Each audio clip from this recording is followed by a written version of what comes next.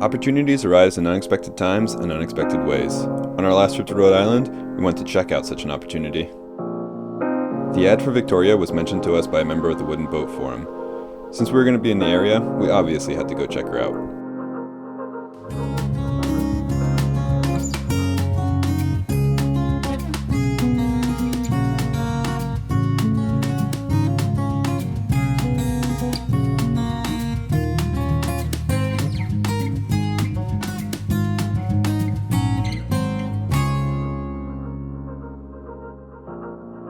In our initial emails with Bruce, it was clear that he wanted to find somebody to restore the boat.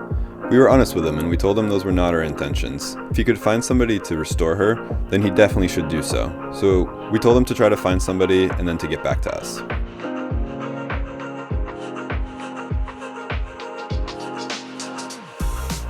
A lot of sections of her keel, floor timbers, and frames are rotten. None of the cabinets and doors on board close, which, dealing with old houses, leads us to believe that the entire frame has shifted, which would make a restoration very difficult. But, despite her haggard appearance, it was clear that she had many treasures on her, and definitely worth the acquiring price of $3,000. He ended up getting back to us about a month later and told us we might as well come down and check out the boat. It sounds like he had many interested parties, but after he realized what we were doing and how far gone Victoria was, it seemed like the best option. After just a short time walking around her, we decided we definitely needed her. So we came to an agreement with Bruce, and then we had to figure out logistics to transport her home and how much that would cost.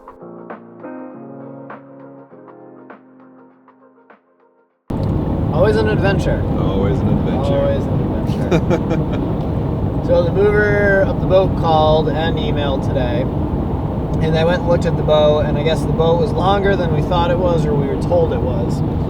And so they want to use a bigger trailer, and they want everything packaged up and ready to go before they will set a date.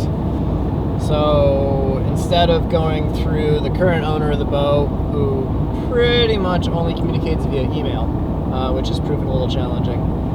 So it's kind of like playing a game of telephone trying to get anything done. So we just decided that we would drive down and take tonight and tomorrow, try to get the boat ready to go and go talk to the mover and pay Bruce for her so that we are now the owners of the boat, and kind of cut one person out of that chain and see if we can't get her ready to be moved. And hopefully we can get them to move her on Friday like they were going to, but maybe we will have to use the bigger trailer and we'll have to set another date a little bit later, but we'll see what happens. Yeah, so I just got off of work and we just packed some quick bags and running down there to see what we can do. Should be fun. Yeah, it'll be cool to actually explore her more. Yeah. Last time we just kind of took a quick peek and said, yep, we'll buy it, and then ran away. Yeah. It'll be fun to see what we're getting. Exactly. And we know more or less, but take a deeper look. Yeah. See some treasures. I think there's going to be some surprises. I do too. This is an old boat. Yeah, it's been around for a while. The plan was to sleep there that night, and then wake up early and get her packed up for the move. It was somewhat surreal spending the night on what would be our new boat, especially with this stressed out puppy who had no idea what we were doing in this new space. But he adapted fairly well, and we woke up early in the morning, took him for a walk to clear our heads before the work that was ahead of us.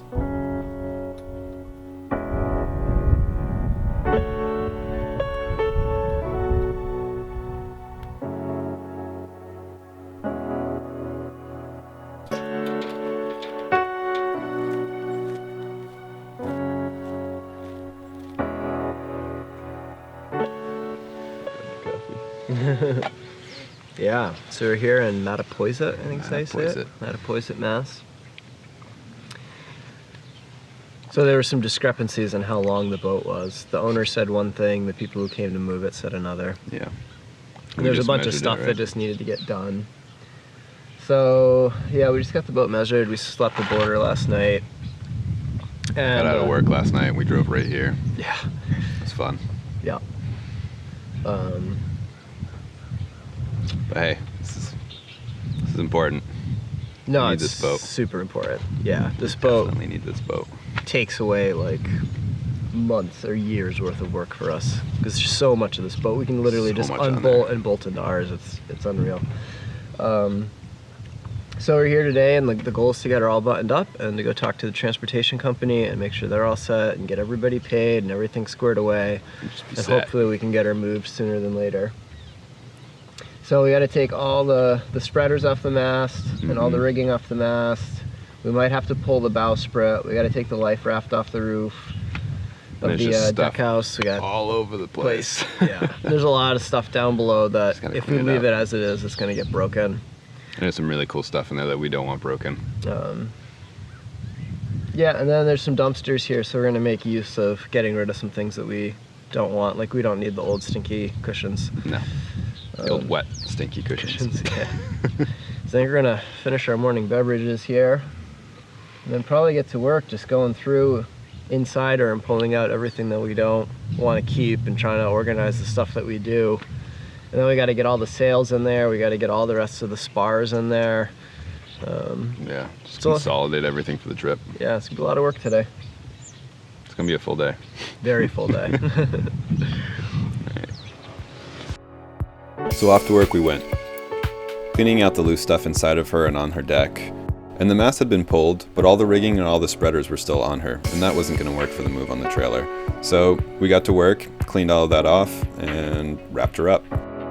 By early afternoon, we had everything wrapped up, all the spars down below so that nothing would be moving on deck, and ready for transport next week. So we just made the drive from home to Mattapoisett, Massachusetts. We're about to pick up Victoria. She is on the trailer right now. Steve is actually climbing right on to go make sure that everything's safe on the inside. We're pretty excited to have her in the driveway and have everybody check her out and start getting things out and cleaned up and see all the hardware that we can get off. And I don't know, it'll just be great to have her there. And, you know, knowing that we've got all of that just is such a huge help for the project. Everything that's inside can be reused, and every piece of wood is probably going to be looked over and see what we can do about it.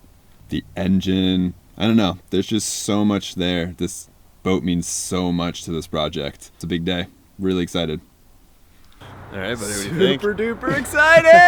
That's what I just said in the car. So, we're about ready, huh? Yeah, trucker should be here within the hour. We wanted to make sure we got here early enough not to miss her. Yeah. Hate to have shown up and they'd be like, oh, they just left 20 minutes ago.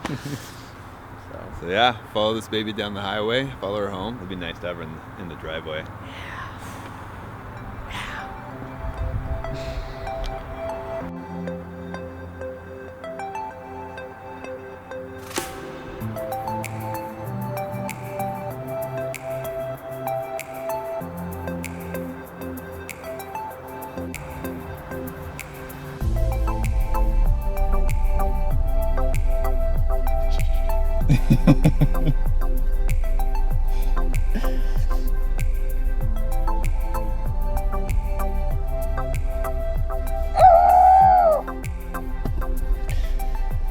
That's how I feel. She's moving. Here we go. This will probably be the fastest 130 miles of Victoria's existence. That's probably true. Probably the farthest inland she'll ever be.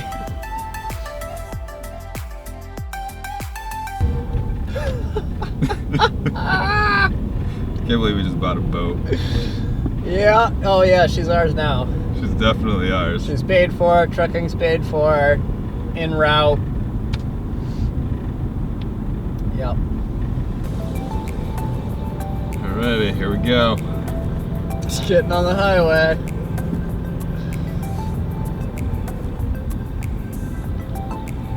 She's well past her hull speed. Well past hull speed.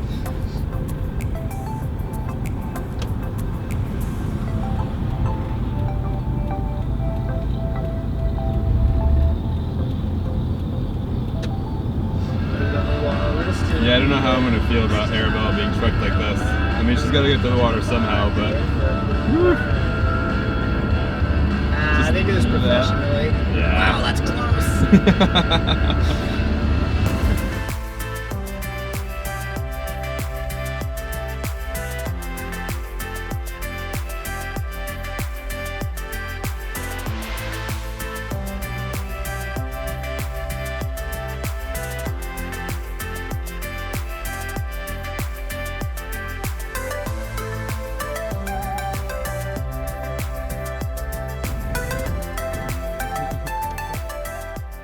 Definitely turning heads here in Belchertown. Yeah. I don't know the last time a boat like this went through Belchertown. It's not exactly a, big sail ship culture around here. Putting it on the map.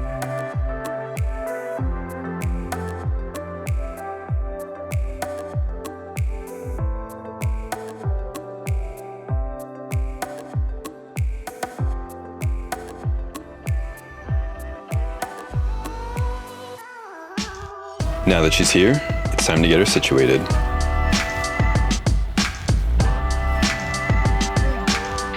We start by blocking up her keel so that she has something to rest on.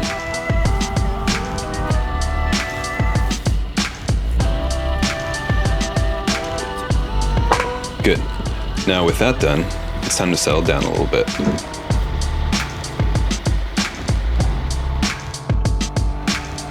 Pull the cross beams out of the way.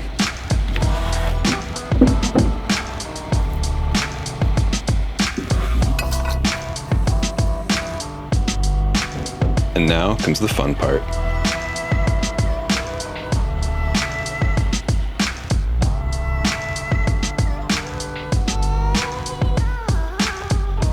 Boat stands get put into place as the trailer gradually moves out from under the boat.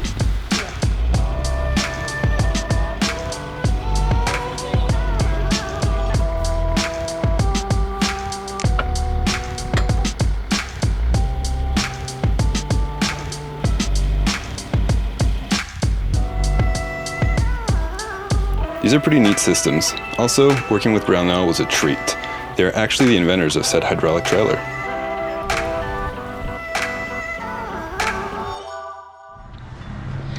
Well, we're in the yard with the boat. She got delivered safe and sound today. I got my 2 hours of sleep last night, so I took a little nap, and Steve is still working. We need to get her all set up and tarped, and then we can start cleaning her out and fixing up what we can. How about a little teaser before we tarp her up?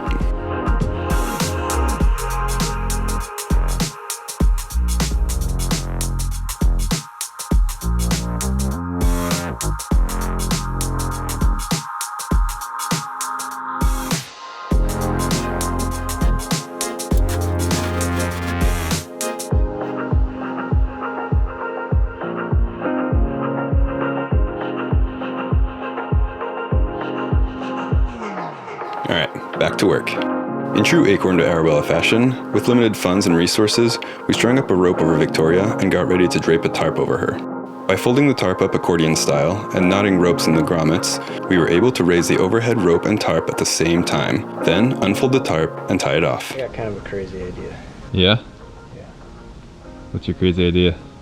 I think we just hook this under the cleat here, put a little chain on it out to the tractor, and I'll just slowly drive away with the tractor. See if it'll raise it up. And see if it'll raise it up and tighten it up.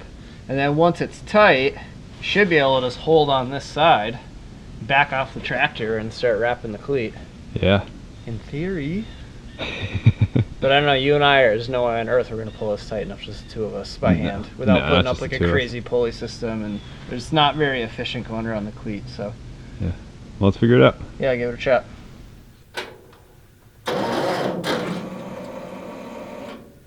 Oh, battery's better than a doornail. Subaru it is!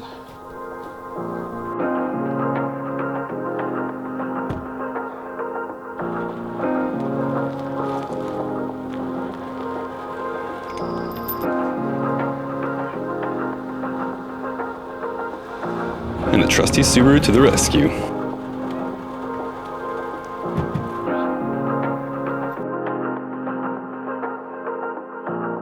With the system up, it was relatively simple to maneuver the tarp over her. We fixed the ends to reduce slip,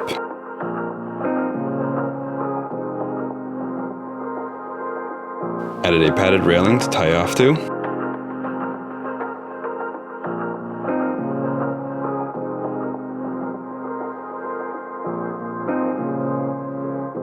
and finally, stowed away the mast and spars.